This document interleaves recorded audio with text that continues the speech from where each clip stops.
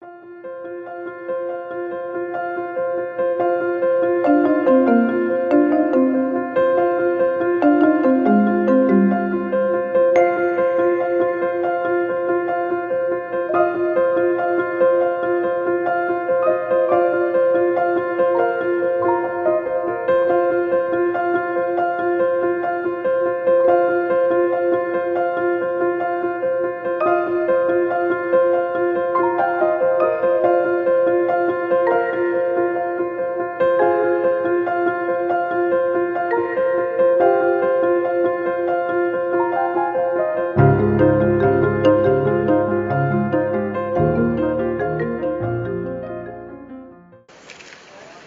to all three of you. Thank you for coming here. Piyal is all the way from Canada, and as I mentioned, Venerable is from Taiwan, and Professor George Burns is, I understand, sharing time between East Coast and here with your work. So thank you again for coming along today for the Global Conference. Our first speaker is Piyal Walpola. After completing a degree in clinical medicine, Piyal Walpola obtained a PhD at the University of Toronto. He is involved in the research of Theravada Buddhist texts and their application to mindfulness practice. He is currently collaborating with clinical psychologist Professor Tony Toniato, I hope I pronounced that correctly, at the University of Toronto in educating the primary care physicians that mindfulness can actually improve patient care. So please welcome Piyal Walpola.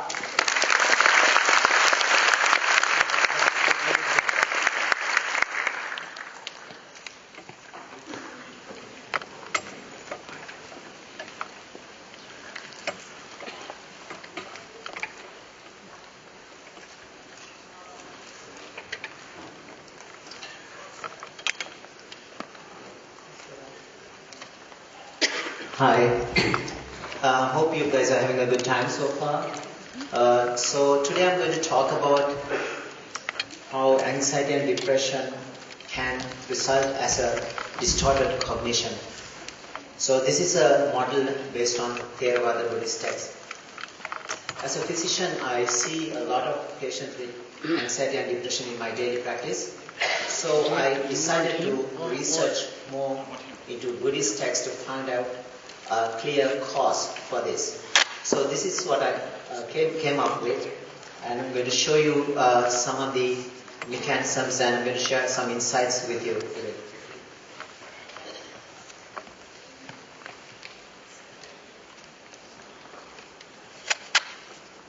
So first we'll try to figure out how distorted cognition happens.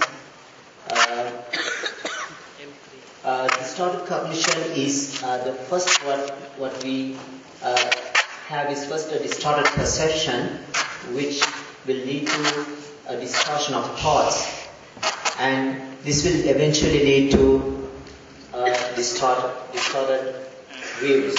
So you can see initially it starts at a very small level, at a distorted perception, and this will eventually span out to have a distortion of views. So I'm going to describe each of these separately and give you some mechanisms of these changes.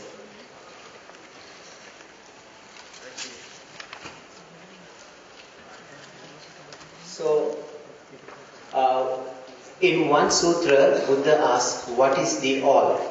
He simply said, the all is the eye and the forms, the ear and the sounds, the nose and odors, the tongue and taste, body and tactile sensations, mind and mental phenomena. This is called the all. So it's very important to know what is called the all. This is basically our six senses. This is how we communicate with the external world. In another sutra, Buddha says, by directly knowing and fully understanding the all, by developing this passion towards it and abandoning it, one is capable of destroying suffering.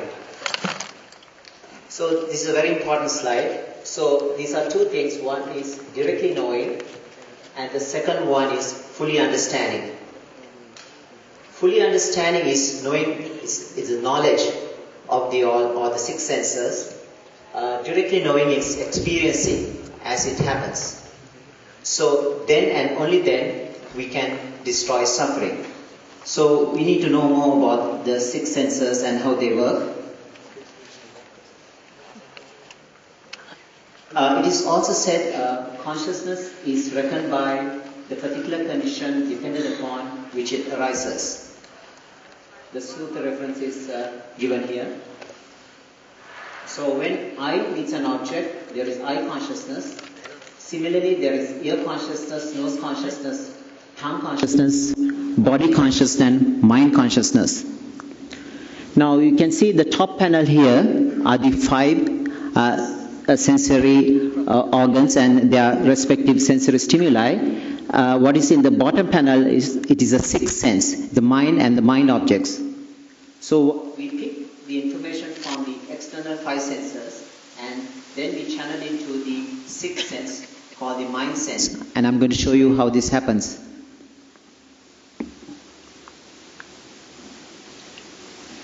Now it is also said, dependent on the eye and forms, eye consciousness arises.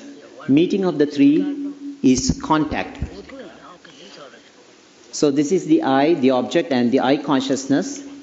And the meeting of the three is contact. This is the sensory contact. This is a very important step. In Pali, this is called passa. Tinhang sangati passo. The coming of the three, the eye, the object, and the eye consciousness, there is contact. So the cognitive process starts here at the level of contact. When contacted, one feels. Contacted, one intends. Contacted, one perceives. So let's try to apply to this our model here. So here's the eye contact for an example here. There is feeling, perception, and thought formation.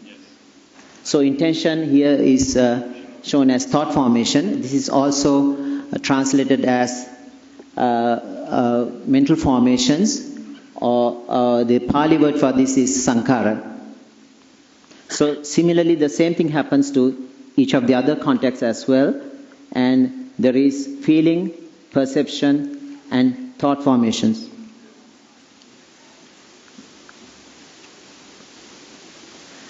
Now, with contact as condition, there is feeling. What one feels, that one perceives. What one perceives, that one thinks about. This comes in Majjhima Nikaya 18, Madhupindika Sutta.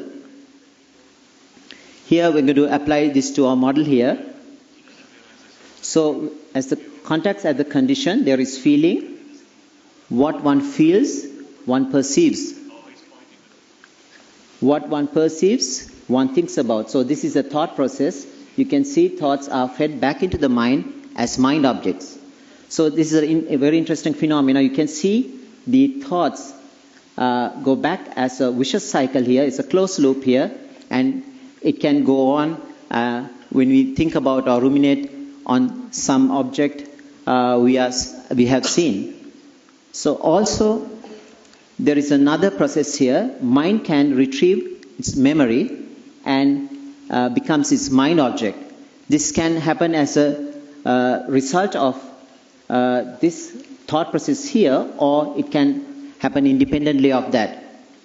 So what is essentially happening is this will distort our perception. What we are really seeing is being distorted or tainted by our previous memory. These are the habits of the mind. Sometimes these are called asravas or taints, translated as taints. So you can see this next contact happening with the mind and the mind objects, and this is tainting or coloring what we are really seeing. Now, this is a bit busy slide, but I'll show you what happens here. These are the five senses. Here in this situation, there is no sensory information coming in from the five external senses. There is a memory about an object we have seen, heard, or smell before. So there, we keep thinking about the object here, and there is repeated memory events comes as mind objects, and there are a number of multiple contacts happening here. So this will result in multiple thought processes, and eventually, if you like this object or whatever in your mind, this will result in thoughts of craving. And thoughts of craving will lead to clinging. Mind does not have hands to cling, so mind clings by multiple thoughts. This is in Pali, this is translated, clinging is translated as upadana. Another translation for this is sustenance. So mind is essentially feeding off our thoughts. This is happening right now as you watch my presentation here. So these are the 5 aggregates mind it's clinging basically. So I'm going to show this in a metaphor. Buddha said it's like a dog tied to a pole, a single pole with a leash, and he can only go around this distance. These are our 5 aggregates. This is a form. The second aggregate is a feeling, perceptions, thoughts, and consciousness. One important thing to remember is these are not things or permanent things. These are activities. They arise and pass away. Also, second thing to note here is it's clinging to these aggregates cause our suffering. It's not the aggregates which cause our suffering. It is the clinging nature of the aggregates with our thoughts which causes our suffering. So what we are essentially doing is creating a self around these 5 aggregates. This is called self-identity view, or in Pali it's called Sakkaya Ditthi. It's also translated as personality view. So that clinging is the most fundamental of the clingings, personality view. And I'm going to show you here how clinging to thoughts from the past. For example, if you cling to a traumatic memory of the past, especially with thoughts of aversion, this can lead one to depression. Similarly, if you cling to thoughts of a new event in the future, for example, and if you keep thinking about especially with thoughts of fear, this can lead to anxiety. Now, depression and anxiety becomes a clinical issue only when it disrupts our day-to-day activity. So what is the remedy for this? Here's where the mindfulness training comes in. With mindfulness training, we realize that everything happens in the present. Nothing happens in the past or the future. So it is only a series of mental phenomena going through our mind. These are basically the activities of our 5 aggregates.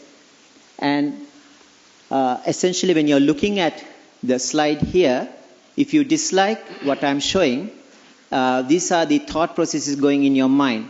It's you're basically disliking your own feelings, your own perceptions. It's nothing to do with me. So this is so you have to only blame yourself.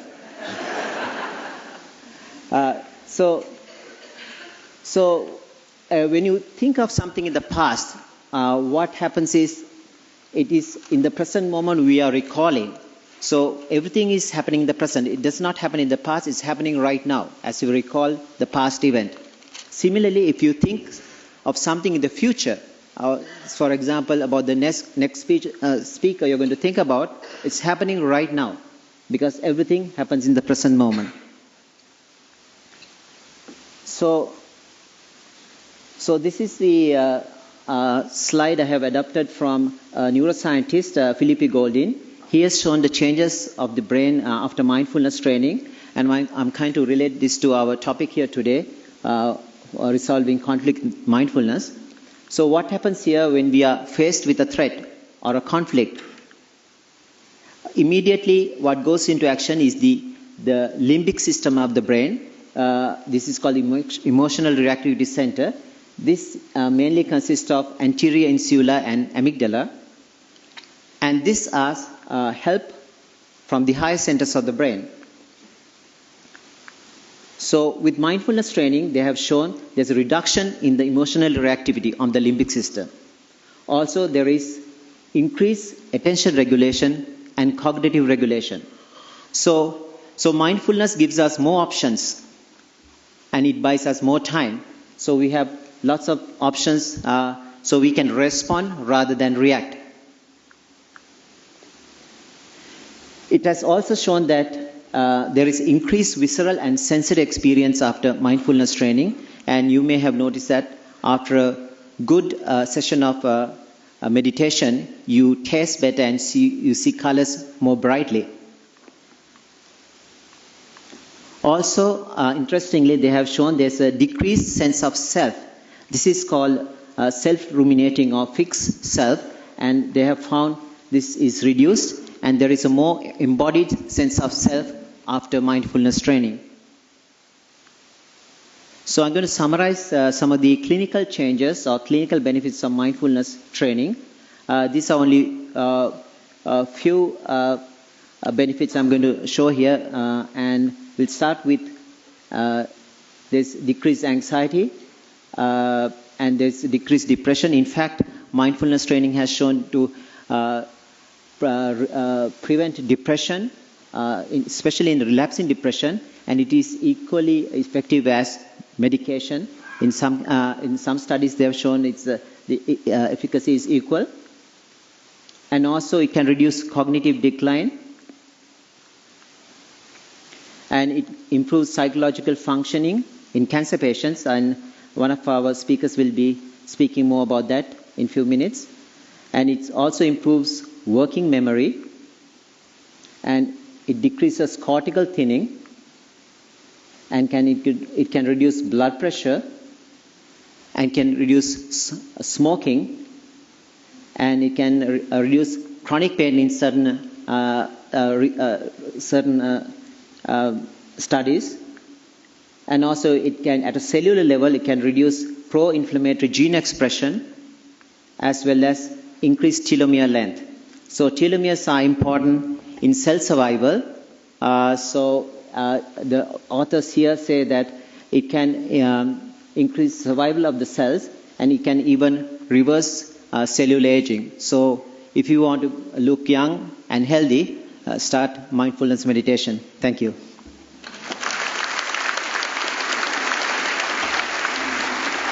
I think that last option is an incentive for everyone to learn mindfulness. Thank you, Piyal. I think his senses are all over the shop because he revealed backstage that he's still jet lagged from travelling here from Toronto. So thank you very much for that informative presentation. Another round of applause for Piyal. Thank you.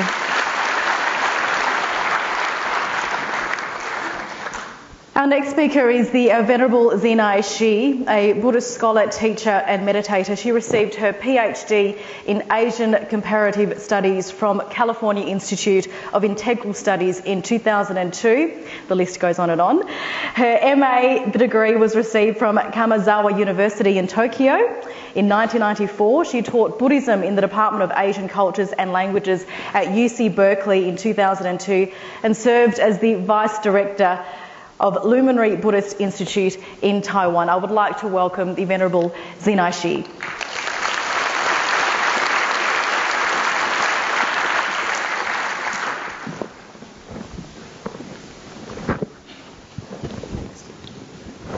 Good afternoon, everybody.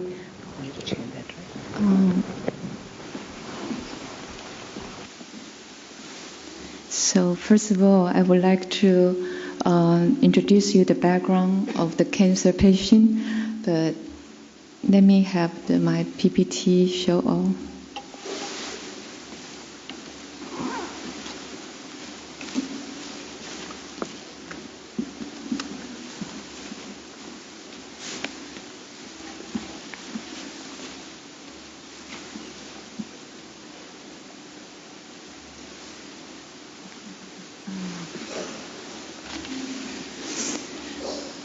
I would like to share with you my exploration on the power of facing uncertainty in breast cancer survivors. I try to explore the mental mechanism underlying mindfulness intervention. This work was done by two. One is my colleague who is the board member of the development of mindfulness in Taiwan, and he got an 8-week mindfulness-based intervention group course at Hoshin Cancer Hospital, and his name is Shiming Shi, and we have some exploration on the question why cancer patients got so significant benefit from a very short-term meditation course in terms of mindfulness-based intervention group course.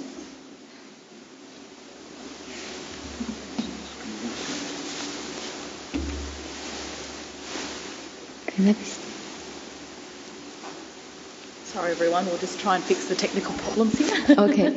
First, the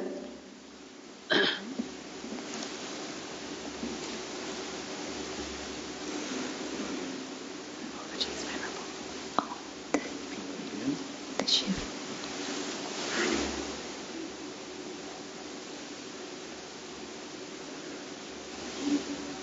The function shift.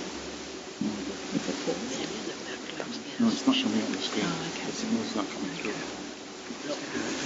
Are you okay to continue on? Okay. First, I will introduce myself. I come from Taiwan, and this is my master, Venerable Wu Ying, and we basically is Bhikshuni Sangha in Taiwan.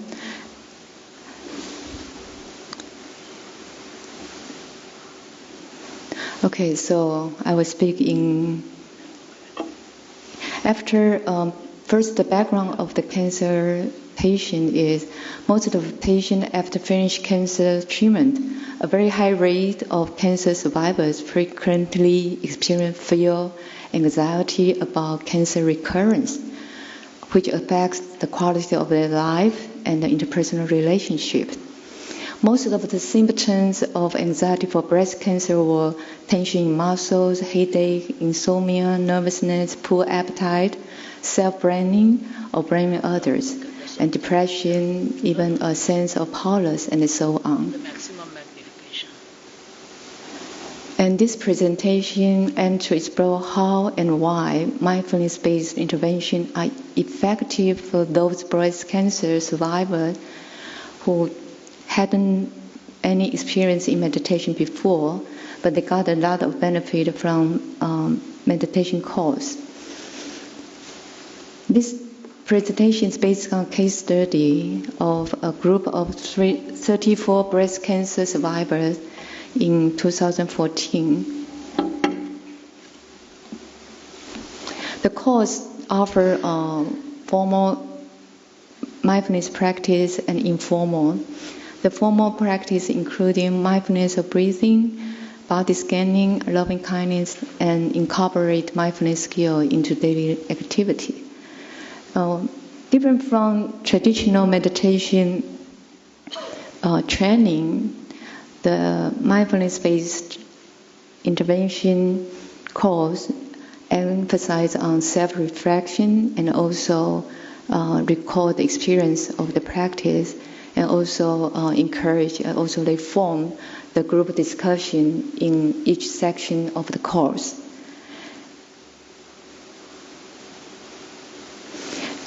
And the result from this case study, it showed that more than half of the patients reported how this course helped them reduce the anxiety of cancer recurrence and have life-transforming experience.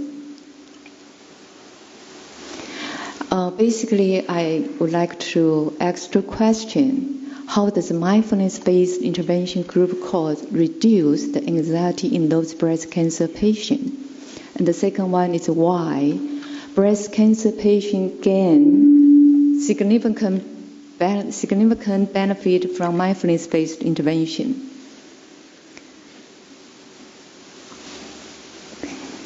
How does it work? First, there is a mechanism. Basically, I appreciate the presentation of Dr. Piyal. The sensation is always open to the external object. However, when the impact any object, such as just a signal of painfulness of the shoulder of a patient, for example, I will read a case. The patient he wrote about it. The inflammation of my shoulder and elbow have been there for 7 months. When I wonder whether this pain was simply inflammation or the transference of the cancer, I felt frustrated and powerless. My shoulder felt even more sore, and the tingling became more apparent, and I could not fall asleep. However, after I learned mindfulness of breathing, I would pay attention to the pain. Formerly, I felt the area of pain was large, and the more I worried about it, the more painful it felt. However, when I was mindful of breathing, I felt the area of the pain reduced to several spots. Then I would generally breathe into those painful spots, soothe them, and accept them. In this way, the pain gradually reduced and become mild. So the symptom or just a sign of pain struck the patient's consciousness, there are two possibilities. One, the patient may be associated with some negative thought. Oh, this is the transference of my cancer. The other way is because of the painfulness, she decided to shift her attention to the breath. By this way, in terms of regulation of attention, that at that moment, at that short of mindfulness of breathing, she can get temporary stop mental proliferation by mindfulness of breathing. And if she didn't continuing pay attention at breath, then eventually, maybe in few moments, the mind will start a habitual reaction to the pain. So this is the basic mechanism of why mindfulness can be so beneficial to cancer patients.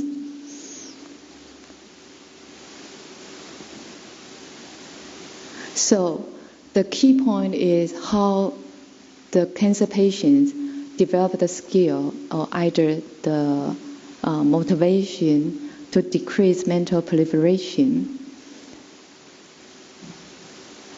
As we mentioned, as the key point or the key core practice of mindfulness is be aware of present moment from falling into mental proliferation. That is the most crucial point.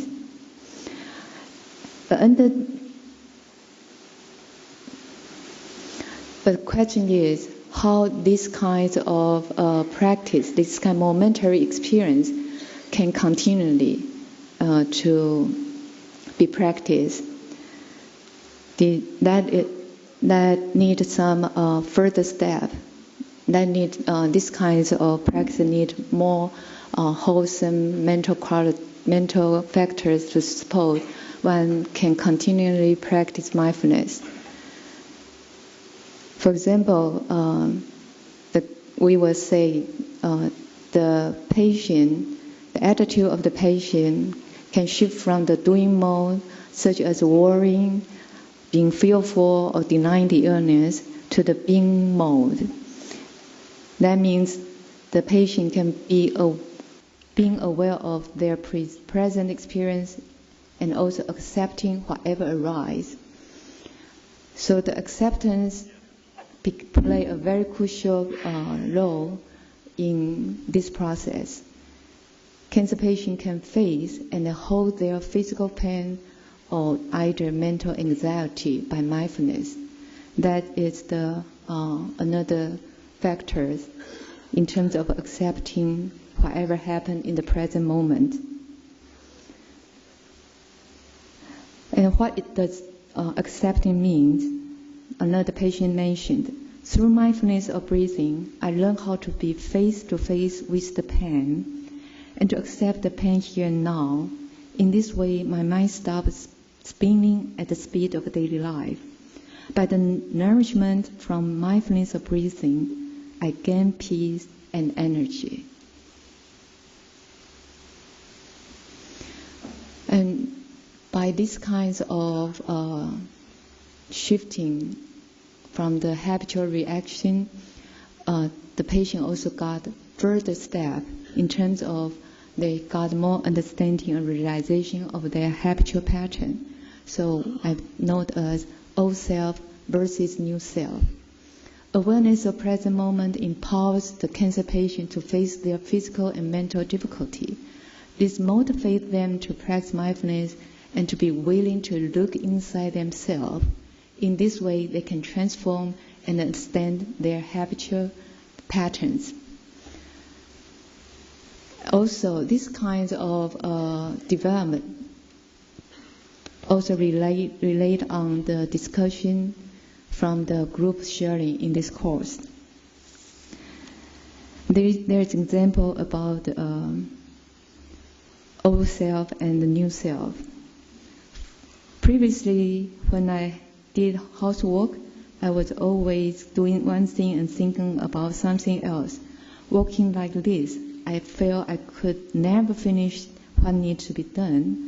However, after I applied concentration, awareness, and mindfulness of breathing to my housework, I found that I was more efficient and my attitude toward the work became relaxed and present. Before, I felt irritated and hate doing housework. Later, I was different. After finishing even one task, I felt accomplished. So, housework no longer gave me stress again. And the other case, now here and now, I finally decided that I will not come to this world in vain. I will enjoy every in and out breath, which bring the wonderful power to transform the world. And the other one, after chemotherapy for my breast cancer, my head always was empty, wiped out. Then when I could feel the duration between in and out breath, from which I felt joyfulness, then my deep inner heart started to beat, informing me that it was locked by me in the cold cave. Now let the heart come out to take a breath. Here and now, this is right for me. This is what I want. Finally, I realized that I, the one whom those people have known, and even known by myself, simply follow people's idea of how I should live. So we can see when one got further practice of mindfulness of breathing, they not only get a temporary release from physical and mental suffering, at the same time, the insight about one's habitual pattern also arises. But still, there is a question which I was curious: why it works? What makes cancer patients are so different from healthy people in terms of compare healthy people have a long-term or short-term retreat. Somehow, this kind of significant change are seldom to happen. So how many minutes I have? The most significant factors influence cancer patient is facing uncertainty. Cancer reveals the uncertainty of life, which cancer patients cannot avoid facing. This motivates cancer patients to practice mindfulness more often than healthy people. This is not a joke. And the other is letting go. Letting go of anxiety and other negative thoughts give a cancer patient positive feedback experience from the mindfulness practice, because the pain or either the anxiety of the cancer patient are so often. So as long as they are very short time of peace, the motivation becomes stronger, motivation to practice becomes stronger. And the third point is transformation. From negating illness to embracing it. Awareness of the present moment leads cancer patients to be in touch with the richness of life, so they can experience positive emotion even in illness.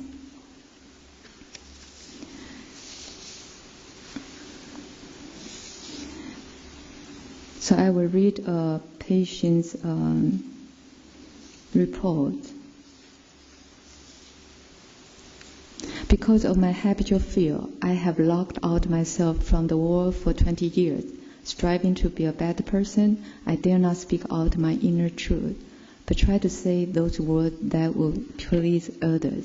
I locked my heart with an iron-like high wall day after day, until my heart was forgotten by myself. After I finished the painful treatment for my breast cancer, I could not stop worrying about cancer recurrence and transference. Most of the time, I was afraid of something bad will happen to me again. In order to take care of my family, I pretend nothing happened to me for hiding my fear, until I learned how to be mindful of the in and out breath, from awareness to non-resistance, then to acceptance. My thoughts became clearer, and the clarity of my thinking improved a lot. So the benefit of mindfulness is clear, and the other one is the practice of loving kindness with mindfulness of breathing in day-to-day life, changing my life a lot. My life became present. My family relationship became harmonious. My family did not hear my complaint as often as before. Formerly, I often complained about having to do housework, about no one helped me, and about no one understanding the pain I felt. However, after practice mindfulness of breathing, I found that I changed. Now I lived with gratitude, and my family lives in a happy and joyful mood. Somehow, I almost forget my illness. Integrating mindfulness of breathing has enriched my life. So from the report of the patients, there are something about why mindfulness-based intervention is so effective that still remains for us to explore and to examine and to practice. Two phrases may help us. The suffering of illness reminds us of the uncertainty of life, realizing that it's the best medicine for healing and transforming our life. The other phrase comes from a Zen master: to treat the suffering in life as the best teacher. So I take this case, a study, is not for about how happened to cancer patient. It's about how we can learn from cancer patient who often frequently facing the uncertainty of life. If we can borrow or steal some of their situation, we can get more benefit from mindfulness practice. Thank you.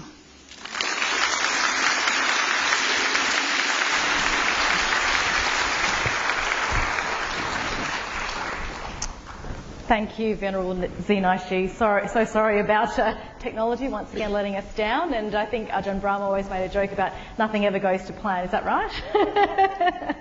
So she took it like a professional and so patiently allowed the boys to try and fix the issue. So we're trying to fix that now, but thank you again, Venerable Zinaishi, and thank you for sharing those very personal stories. I know that the patients probably found it quite tough to allow that to be made public, so thank you again.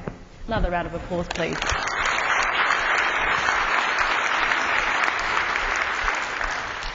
Our next speaker is Professor George Burns. He's a clinical psychologist whose innovative work as a practitioner, teacher, writer is recognised nationally and internationally. He is an adjunct professor of psychology at the Cairn Miller Institute in Melbourne and director of the Milton H. Erickson Institute of Western Australia. He has published 7 books, one of which you can find outside, just outside the theatre doors on those tables there. 45 journal articles and book chapters. He's been a very busy man. Given his contribution to psychology of wellbeing, he's recently he was invited to participate in a high-level United Nations meeting on developing a new world paradigm based more on happiness than economic values. Pretty good values, I should say. I would like to welcome Professor George Burns.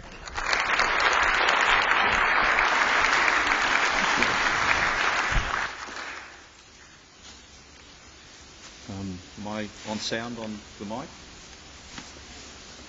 Am I on sound on the lapel mic? Yeah, we should be okay. Can you hear me?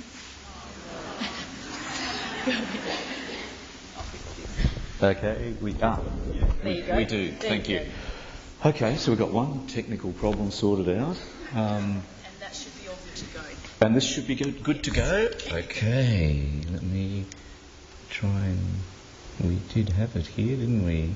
So please bear with me for a moment. Congratulations to Venerable Zenai Shai there for fighting so well through without the PowerPoint presentation. I know what this is like and experiencing it right now when you can't get in and open. Where's my USB? I can't see it here. Can perhaps someone to get that up, and I'll perhaps just get going. After hours of putting into a presentation and preparing yourself for something like this, I think I'm learning another Buddhist method, or lesson, that nothing in life is permanent. And nothing is consistent, and you shouldn't have good expectations. But Buddha, I've learnt this lesson many times already. I don't need it again. So we do. We're on our way to finding it. So.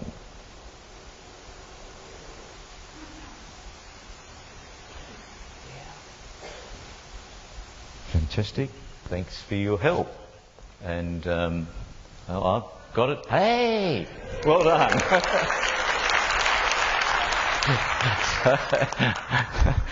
I want to talk about nature-guided mindfulness, and a lot of my work throughout my career. I guess this probably goes back to when I was a child. I found from my own childhood experiences that if life was tough, if things weren't going my way, if I felt stressed or angry or depressed, if I got out for a walk along the beach or in the bush, I felt happier. And later in my career, I started to ask colleagues, what do you do when life's going gets tough? And they'd say, well, we go for a cycle out along the river, or we head down to the beach for a walk or a swim, or we sit and watch a sunset. And I said, what do you do with your clients? And they said, well, we analyse them.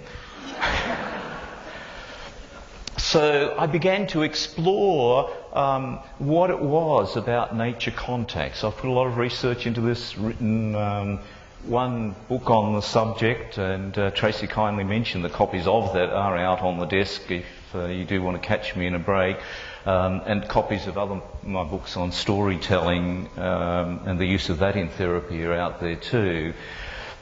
But this has become a lot of my life work.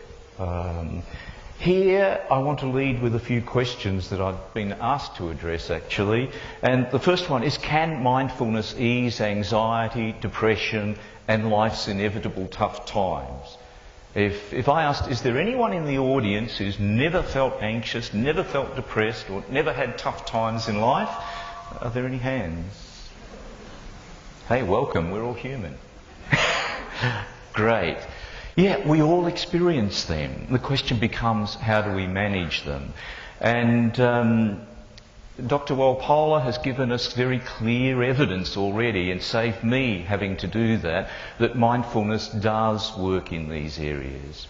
Even more importantly, can mindfulness enhance our happiness, our well-being and mental resilience? Well, those of you who are meditators or mindfulness practitioners will know that there's a very clear, unequivocal answer to this, and that is yes. Science has begun to research this. Again, Dr. Walpola pointed out that there's been a lot of evidence going on, particularly in the neuroscience, and gave some evidence of that. Dr. Richard Simon here has been doing neurological studies of monks over a long period of time, measuring what happens neurologically in the process of mindfulness. And the photo we have here of Matau Ricard, he's actually declared as the happiest person on the planet, given the hours of meditation that he spent, because it stimulates the same parts of the brain. Obviously, they haven't yet wired up Ajahn Brahm. And so Matau Ricard still holds that title at this point. Ajahn Brahm spoke last night, and perhaps I should preface this by saying I happen to be interested in quirky research that tells us important messages. And Ajahn Brahm's given me a good excuse to do this, because last night, those of you who were at that function, he told a story of going to the toilet in a jockey club in Hong Kong. So I'm now free to tell toilet jokes. Schiphol Airport in Amsterdam, an airport I visited, had a problem there. The cleaners had a problem with what's called spillage. Now, you would think that the male members of our species would be pretty good at aim. We're the hunters, we're the spearers, we're the arrow shooters, but not necessarily when it comes to fronting up to the urinal. And so somehow a university team got involved in this and looked at how can we help the cleaners reduce the spillage rates. Important research. So they came up with sketching a fly in the urinal. This found it enhanced aim and reduced spillage rates by an amazing 80%. I was talking to colleagues about this once, and one stood up and said, "Look, I'm a Buddhist, and Buddhists don't kill anything. We wouldn't aim at the fly." So then you're aiming to miss, so it's still a mindfulness activity. As I said, I've been to Schiphol Airport. I've confessed to having fronted up here. Schiphol Airport must have become aware of that, because they've now changed the design. And instead of swatting a fly, you can have a hole in one.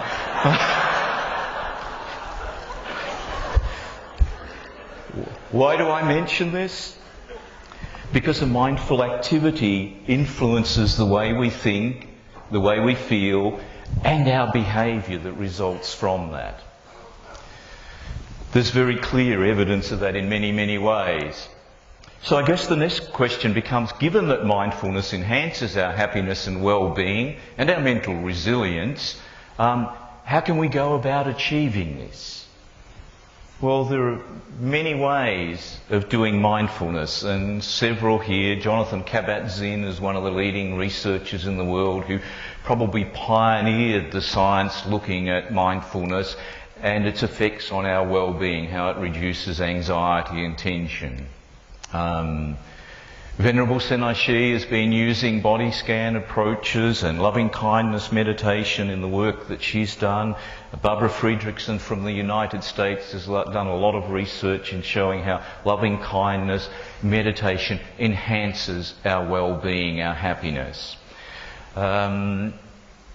Dr. Bruno Cahen from Tasmania has used mindfulness, integrated cognitive behaviour therapy, bringing in the science of the West and the traditions of the East. And I want to speak a bit about nature-guided mindfulness, about that contact with nature that enhances our well-being. Venerable Rabina mentioned earlier that in the last session that even a thief needs to be mindful. And if we do tasks well, we need to be mindfully engaged. But it's not just being mindful, it's in fact where you put that mindfulness to that really matters. So some of the benefits of having contact with nature, I mean, we all know these, I'm sure, out of our own experience. There's a lot of evidence to show that physical well-being is enhanced. When people are in nature, they tend to exercise more. There's a reduction of maladaptive habits like smoking and drinking when we're in nature. And here's a tip too. If ever you need to go to hospital, ask for a room where you can look out onto a garden view or trees. Because if you get a room like that where you can mindfully watch and look onto nature, instead of looking out onto a brick wall or looking internally into the ward, you will heal quicker, you will get discharged quicker, you'll have less pain-killing medication, and you'll be rated more cooperative by the staff. And that might bring a laugh, but it's very true. And because if you're rated as cooperative, it means that you're relaxed, you're contented, you're happy in that situation. If you're an anxious patient or a depressed and withdrawn patient or an angry patient, you're not going to get rated as cooperative. Contact with nature has great psychological benefits too. Not just in the reductions of mental or emotional unwellness, but also in the enhancement of positive emotions, of happiness and well-being. There's a lot of research that shows social benefits too. When people get out into nature, they tend to talk more. They tend to know their neighbours more by name. Studies in high-density living areas where people have access to parks shows there's less domestic violence to spouse and to children. And of course the spiritual well-being. People speak of the sense of awe and a spiritual connectedness with nature, a sense of being one. I've been asked if I would give a case example too in my presentation of how this applies, and I'd like to give this with permission from the client that I'm talking about, who's allowed me to write up her story in one of my books. A 50-year-old woman who'd actually been to see a neurologist and a GP.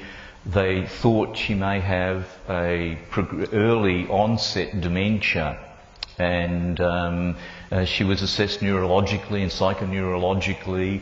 It seemed to be that it was a depression that was impairing concentration and masking a bit as dementia. When I started to talk with her, she gave a history of sexual abuse from a father and an uncle. She had some children who had growth problems. They'd been given pituitary hormone treatment. Some of the monkey batches that this had come from were contaminated and had risk of Creutzfeldt-Jacobs disease. She was watching the batches in the CJD Society, trying to find out if her kids might be at risk from this. She had been in several motor vehicle accidents. Her father was dying. She felt it her duty as a daughter to go and care for him. She didn't particularly want to be there. She and her husband moved into his house to look after him. Her daughter moved into her house. She couldn't move back to her house without throwing her daughter. You know, it was one of those complex situations. She was a universal mother. She had a family member who was dying of AIDS, somebody else who had leukemia that she was looking after. And I have to confess, in a public situation, there's sometimes as a clinical psychologist I think and stop and think, where the hell do you go? You hear a history like this that's just, some people have it so tough. And I realise that the past, as we've had several mentions of today, cannot be changed. But maybe there are things in the present that might start to offer hope for the future. And, copies of my books. Wow. So there are things that you can do now. So I began to explore with her. Are there times in your life where you feel happiness, times perhaps connecting with nature? And she said for her it was roses. She said at home she had a lovely rose garden. She just loved to spend time with her roses. And I asked at her father's place, and there were roses there. We went through, as Dr. Walpola had mentioned before, about the senses, starting to get into that sensory consciousness of each sense along the way. Yeah, experience what the roses look like, their colour, the variation in their petals. What are the fragrances or smells that you get from that? As you're in the garden, what sounds are there that are relaxing for you? The sounds of the leaves in the trees, the birds singing. What are the smells, the fragrances that I mentioned? What are the tactile sensations of feeling the petals or touching the roses? She went away from that first session after having described that severe history that I mentioned, and just one intervention of being mindful of her roses.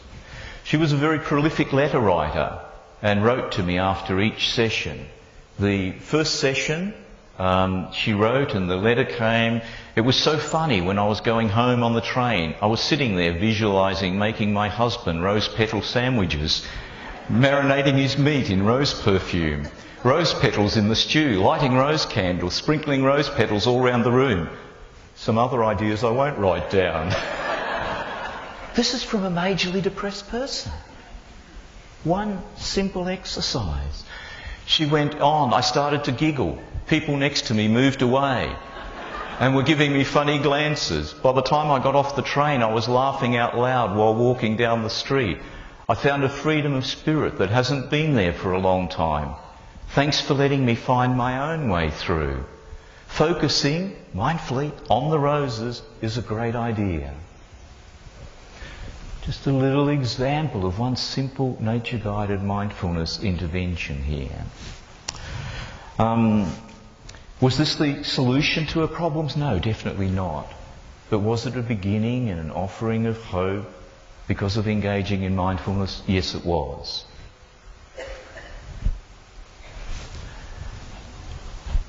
Ajahn Brahm mentioned last night too about going to Taksang. I hate to say I've beat you several times. I do some volunteer work in Bhutan, and over the last few years have spent up to 3 months a year there as a volunteer clinical psychologist, and currently helping set up a new youth drug and alcohol rehab centre.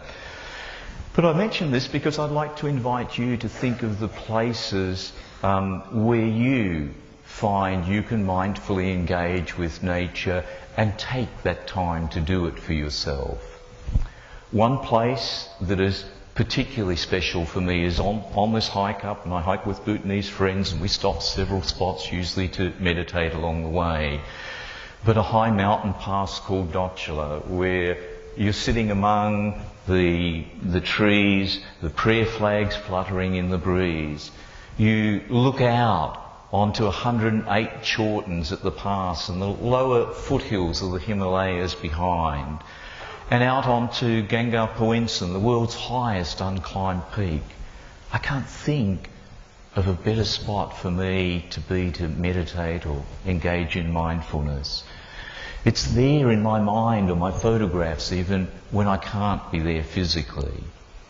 I'd like to invite you to explore the times that you can find those places mentally or in reality to go in and enjoy those experiences for you. And a quote from Buddha that I really love: the forest is a particular organism of unlimited kindness and benevolence that makes no demands for its sustenance and extends protection to all beings, offering shade even to the axeman who destroys it. Thank you.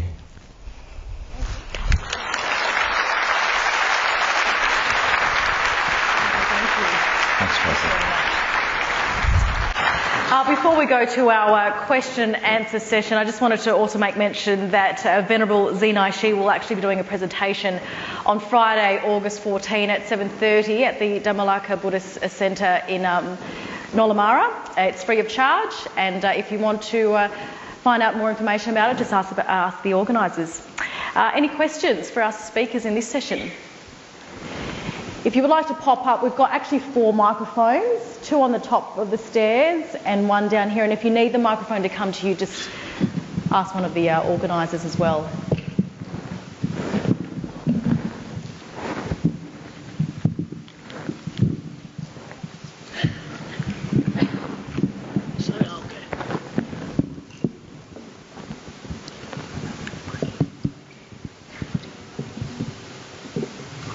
Thank you very much for give us knowledge like that. But my question is, if you between the medication you will give for the patient with depression and give them like mindfulness, this method, which one you would like to give them? I would like to ask Doctor.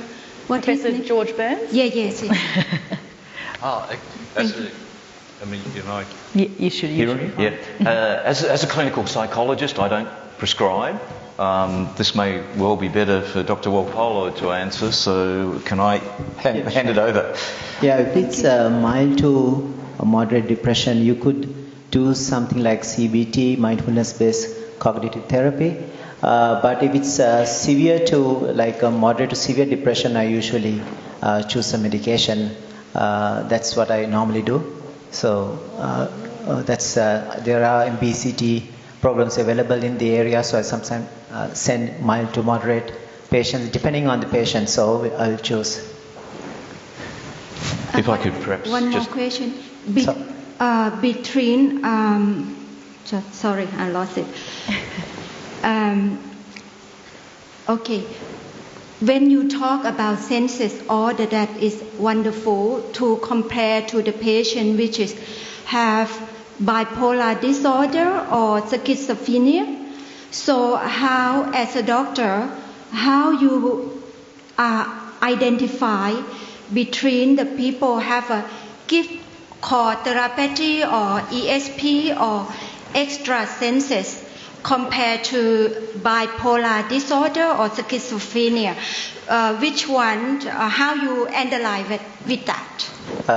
It's very complex. Bipolar and schizophrenia, they are very complex diseases. These are thought processes, altered thought processes, auditory hallucination and so forth.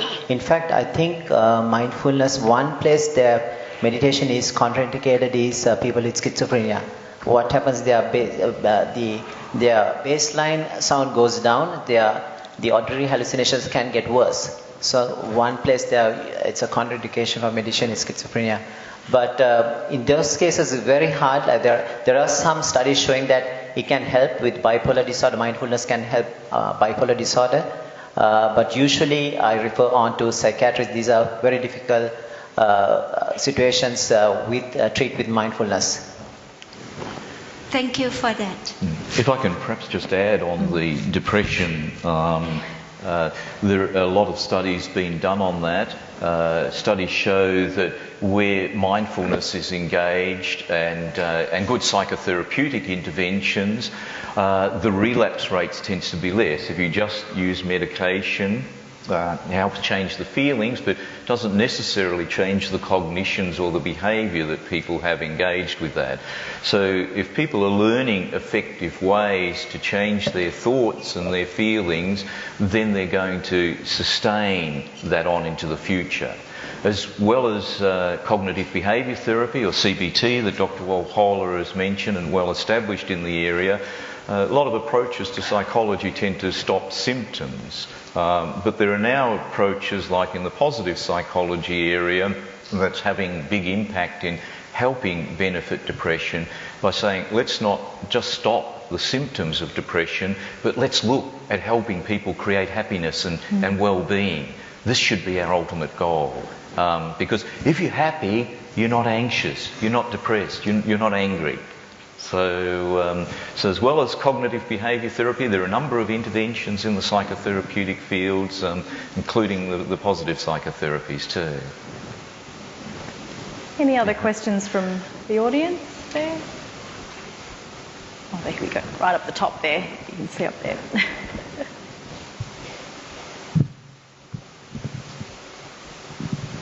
I've got a couple of questions actually, but if you think one is enough, just let me know. The first one, I'm actually a Zen Buddhist practitioner, and in terms of really attaining mindfulness, I found it took years of practice really for me to be able to be really in the present moment for longer than 2 or 3 minutes. So as a psychologist, although I do use mindfulness in therapy, I think Venerable Shi pointed to the issue of how do we get people to maintain mindfulness once they leave our practice. Because for me, it did take a long time, and it took, dedicated practice most days. I think that's one of the big challenges with mindfulness therapy, and I wonder if any of you would like to comment on that. How we generalise it with clients to the outside world, so that they can really continue to benefit from it. Anyone in particular? It was across the board, across the panel. You could tell a patient maybe when you go home, everything you do, you can do with mindfulness. For example, if you're cutting, chopping some vegetables, you can be mindful. But that's not real, what's called right mindfulness. At least you're mindful of what you're doing in that present moment. So you're putting the dishes back, you're taking the glasses out. Every moment your mind is with the activity you're doing. So mindfulness is not only on the cushion, you can do it outside, in the outside world. So you can carry on doing it at home as well. So that is one way you can ask them how you can give an exercise, so like you can do it at home. I agree, and I do, but I'm just wondering about when they've left therapy, how people would maintain the motivation to really continue with mindfulness practice. If they have a feedback, they know the result, they want to keep doing it. That's the main thing. They feel good about doing it, so they want to keep doing it. Or they can go back for a refresher course or something like that. There are courses available, but the important thing is if they are getting results of positive feedback for them, they will keep doing it. That's the main idea. But small things like that at home, being mindful in what you're doing, will help them a lot. I think too, it's helpful for people to help people establish that practice. Frequently I will ask people, where's a convenient time? What's a convenient place? How can you find the situation where you can shut the door or get your spouse to look after the crying kids for a little while? That needs to be able to fit comfortably into the lifestyle that the person's having. If it's too difficult a task, if I'm saying you need to go and isolate yourself for an hour and meditate for that time, it's not likely to be practiced. So the brief mindful activities, even taking a few minutes, finding how it works for that particular individual and encouraging that pattern to keep going. I also agree strongly with Dr. Walpola that there is a positive feedback. Once people start to experience benefits, they tend to keep doing those things because there's that payoff for them. It helps, and they know that. And has there been research sort of showing how long people continue to do it, really? I'm not aware of any in that field. Venerable, would you like to say something? I can see you nodding away. Oh. If you switched on. According to the case study that I presented, I found the group sharing has a very good benefit to the participants, because sharing allows people to reflect in verbal, and they can get some kind of identity from oneself and others. So I think the continuing supportive group or supportive cause would be good possibility for support the patient to continue practice. And that's my suggestion, to form a kind of informal supportive group to share what they got benefit or how do they practice. That kind of way can support the continuity of the practice. Right. Just got a question up. Thank you very much. Just up the top here. Hi, my name is Elwin Wong. I came from Malaysia. I have a question for Dr. Walpola. Just how you show us from the chart of sensory contact, mind, perception and feeling. This is the first time I'm seeing the chart, and thank you for that. Is it possible for you to explain its mechanism during the state of enlightenment? They mean the state of free from suffering. Thank you. What's the question again? Okay. The last part. I didn't. The last part, yeah. Okay. Is it possible for you to explain its mechanism during the state of enlightenment, the state of free from suffering? Yeah. From the chart you show us. Sure. Yes. Sure. Now, the contact is the most important point there. So, there is a sutra which talks about how do we get rid of craving. So, craving starts because of contact. So, it's a continual process of contacts. So, we can't just get rid of all contacts. The first contact happens very quickly. So, what you can only get rid of continuous contacts, like re-entry of contacts. So, in other words, you get the mind to a state where you see, you only see, you hear, you only hear. That's the advice was given to Bahya Daruchira. So in other words, it's like you process, you stop at the first cognitive process, whereas you don't keep clinging to your thoughts. So when you don't cling no more, pretty much that's where the when you crave, you cling. When you cling, you become. That's the part of the dependent origination. So when you stop clinging, when there's no more craving, with mindfulness training, what happens is mind goes through different stages. There's disenchantment, dispassion, and release. So these are slow changes in the mind, and nibbida, viraga, nirodha. So with time, over time, you have less clinging, less craving, less clinging, and once you don't cling to five aggregates no more, that's where the enlightenment happens. Some very patient people down the bottom here. Oh, taking it right out. First of all, thank you for sharing all your wisdom. I feel so inspired right now. I feel like I'm about to pop. Yeah, Please don't. No. Stay with us. My name's Mel Purcell. I'm a teacher here in Perth. When we had our intake at the start of this year, we had three separate families with three separate children at 3 years of age, each with the children with diagnoses of anxiety. We also have increasing rates of children coming to school with sensory disorders. I've got lots of questions around this, but I guess the first one is, is it because we have more awareness of these disorders that they seem to be presenting themselves more, or are the rates actually increasing?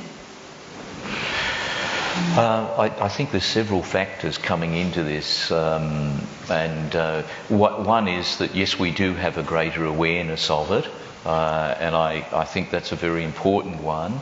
But I think that also because we do have a greater awareness, we have a greater tend to be labelling people, and that for me as a clinical psychologist is a really great concern, particularly the labelling of kids where a diagnosis might be put on them at that stage and it's stuck with them then for the rest of their life. With psychiatric labelling, it's not like, I have a broken leg, but I am an obsessive compulsive, as though this is the way I popped out of the womb and I will be forever. So I think there are several trends there. I think, yes, there is a greater awareness. We're picking up these things earlier. But I think we also tend to be over-pathologising a bit on these things. And to me, that's a concern. Just to follow up what you were talking about in regards to nature, particularly with sensory processing disorders, I feel like there's a strong correlation with the children less and less getting out in nature, getting their hands dirty, touching germs, eating worms, whatever it is they want to do. My son used to eat snails. Good. He's got a good immune system, he has, doesn't he? Do you also agree that, well, you did allude to that already, that this is a direct link to the increasing rates of anxiety, for example? Yes, indeed, and these are great concerns to me. I think the more urbanised we become, the less we have a backyard where kids can do these things, the more we're reliant upon electronics that people put their attention into, that kids are on their iPads and so on, that they're not getting out in nature.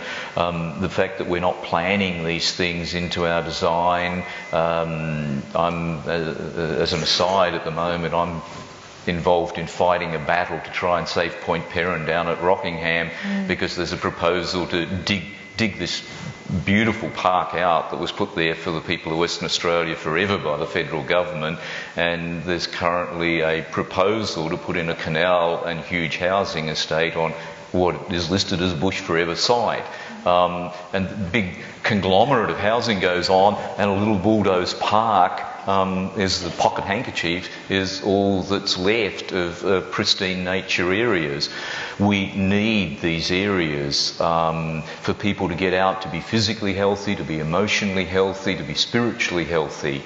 And if they aren't there, then we suffer the consequences, and our community faces higher health bills and higher mental health bills because people don't have these health facilities available. So yes, I agree, and it's I could get off onto a strong, passionate argument about that one. Another question up the top there on the staircase. Thank you, Professor Burns, for reminding us how wonderful it is and how healing involvement with nature is. And I'm just wondering, has anyone ever tried a retreat, a therapeutic retreat in nature for politicians? So that they may again, somehow regain that connection with nature and begin to think about healing rather than destroying our planet. Thank you. Yeah, thank you for that. I've often thought of inviting Colin Barnett to hop on my kayak and come down to Shoalwater and paddle with the sea lions that swim up and rest their head on the kayak and look at the penguins that are diminishing in number to overfishing and boat injuries. I think it's an excellent idea. Yeah, let's all write to the politicians and invite them to do just that. Very good. Another question over here. I think this question is for Professor Burns. Well, when you share with us a guided nature therapy, I felt really connected because I feel that getting in touch with the nature really makes me feel relaxed and feels good. So every day I spend half an hour walking to work and back, half an hour, and I tend to have imagination, like I look at the flowers and I start to have imagination, like what you explained, the rose petals and all that. And I thought I'm crazy because I start to have a lot of imaginations and going wild. So I think my question would be the guided nature therapy versus mindfulness, because mindfulness should actually bring us to the present, right? But I'm making my thought going wild. So is that a contradiction? Or which one is better to help me? So maybe you can share some of your thoughts with us. Yeah. No, we're all good. We're all good. I just wonder if this is an opportunity to absolutely, yeah, to perhaps, go for it. Given an experience so. Sure. of what we might be talking about. I mean, you are all experienced practitioners, and this would be just a Reader's Digest version of what I'm talking about. But I'm wondering if you might like to just close your eyes for a few moments and put yourself in a place, and that may well just be natural, where you feel relaxed, where you feel comfortable, where you feel content, where you feel happy. And just be aware of where you are and what you're experiencing around you.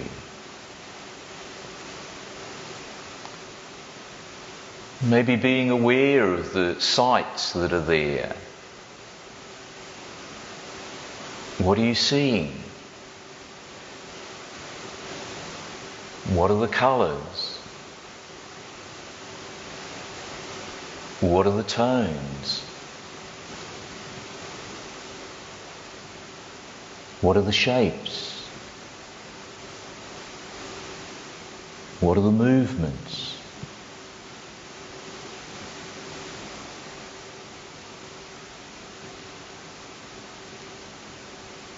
And maybe being aware of the sounds too in that image. Their loudness or their softness. The intonations.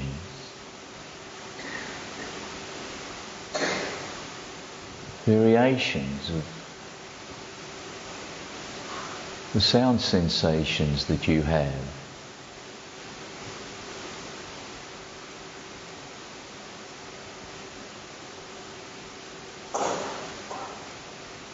Perhaps being aware of whether there are any fragrances, smells, bouquets that feel relaxing and comfortable for you.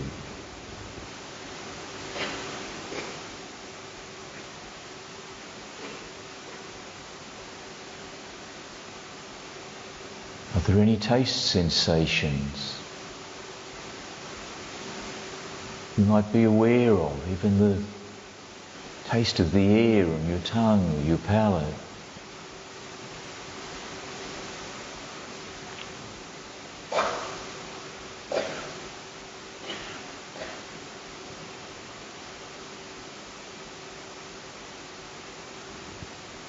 And what tactile sensations there are there too.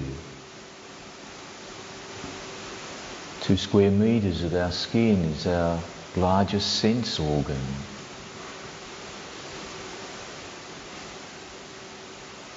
The warmth of the day, the cool of the breeze, softness or firmness of where you're sitting.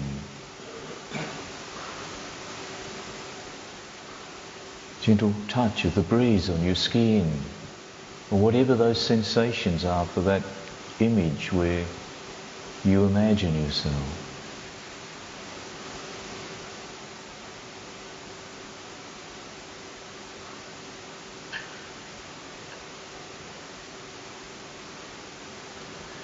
And maybe as you're there, it's possible just to tune into one of those sensations where you feel the most comfort, the most relaxation, the most peace of mind.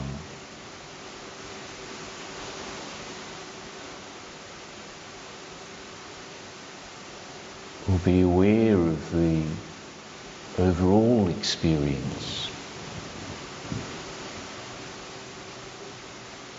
that each of those sensations provide.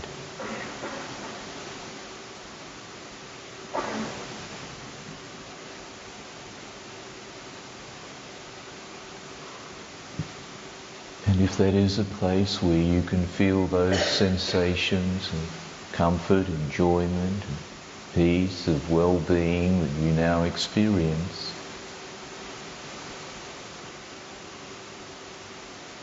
maybe it's possible to go back to that place in reality or in your mind, times that you want.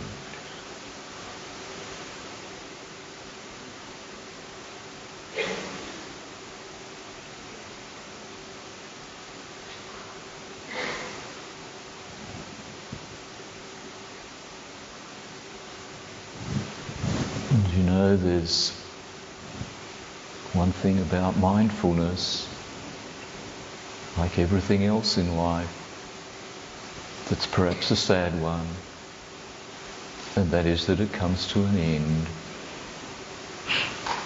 So when you're ready to open your eyes, and maybe even if you're not ready, you might want to bring your attention back to the room. Often when I engage in a mindfulness exercise like that, I reflect on the words of Louis Armstrong, "Oh, what a wonderful world." So, yeah, that's, as I say, a Reader's Digest version, but using our senses to mindfully step through the experience and contact that we have with nature. We're physically in contact with nature. Let me ask you to take a deep breath. Would you like breathe in, hold that breath for a moment, look at the person on your right, look at the person on your left, and then let go of the breath. You know, that breath that you held in your lungs then has been inside that person on your right and your left at the time that you've been sitting here. In those very molecules of air in this room that we are, you've inhaled them. We're physically linked. And we're physically linked with nature. The air that the trees exhale is what we take in. What we exhale is what they need for their survival. We're molecularly connected there. And what I'm talking about is really just mindfully linking into that connection. So thank you for that question. Thank you.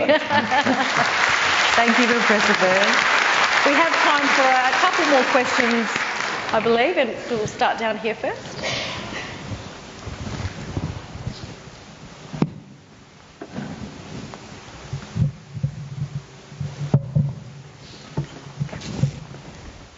First of all, I want to thank you for your exercise, Dr. Byrne.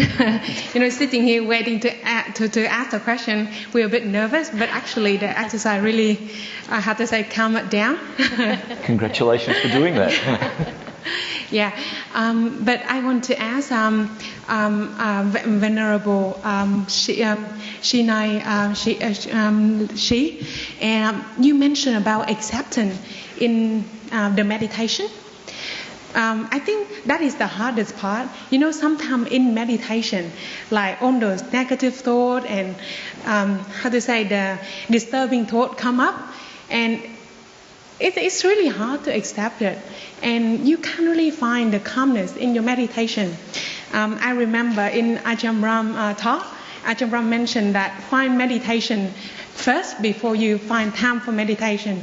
But if you can't find the calmness in your meditation, how can you spend time on your mindfulness and that kind of thing?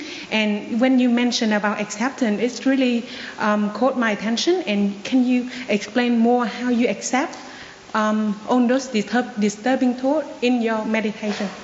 Thanks, Venerable. Sorry. Thank you for your question. Acceptance doesn't mean falsely agree. It means first the awareness of what happened at the present moment in terms of negative thought, anger, whatever negative emotion arise. Recognize it. Recognize what happened at the present moment. It does not mean I should neglect, deny, or expel it. It just allow aware of the present moment. And if it's so difficult, take just one moment of mindfulness or breathing will help at the first step. And then the second step is the negative or emotional process still keep going on. Mindfulness breathing is one way. The other is not get into the content, but just kind of out of the content, just noting, thinking. So it's kind of allow ourselves have the distance of what happened at the present moment. So acceptance, the key point is acceptance doesn't mean agreement.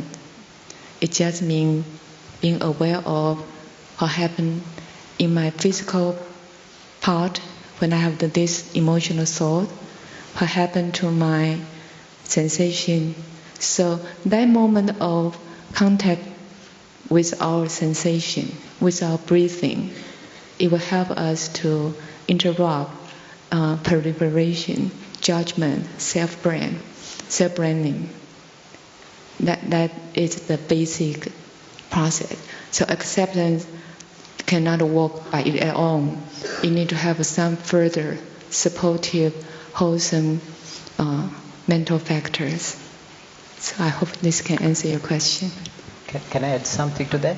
I think this acceptance thing it's from John Kabat-Singh's definition, non-judgmental awareness. So I think there is judgment going on with the Buddhist definition. Mindfulness is being skillful in the present moment. So there is some judgment going on all the time. So if you get negative thoughts, these are going to harm you or harm others. You're going to drop it because you're being skillful now. Mindfulness is like the gatekeeper. That's how Buddha described mindfulness.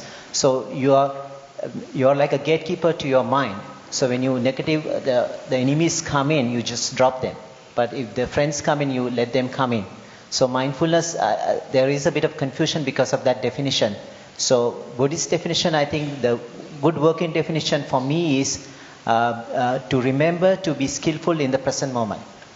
Remembering to be skillful in the present moment. Unfortunately, I think we've only got time for one more question.